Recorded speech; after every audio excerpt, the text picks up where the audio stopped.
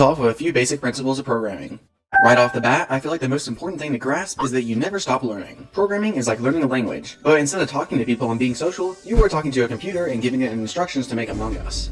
Good for you. I am still learning ridiculously simple things every day, but I've been able to function in programming pretty well for the last 2 years. I made a whole game after all. It's just that I've gotten a lot better over this time. Other than that, just never be afraid of looking up a question or looking at the API. And I'll go into more detail on how to use the API in just a bit. But just remember, Google knows basically everything, and having 40 tabs open to Stack Overflow is industry standard. Another important principle is that it is almost always best to avoid repeating code and instead try to use abstraction. That basically means that say I have two very similar segments of code. Instead of leaving them like this, I should instead take this code and make it into a function with parameters that allow for slight alterations. This makes your code easier to read and much easier to expand. Say in the future I want to add another similar bit of code. So I just take this function, expand it a bit, and it works great. Here is a simple tutorial for the specifics of how functions work. On the same note as the last principle, readability is also very important.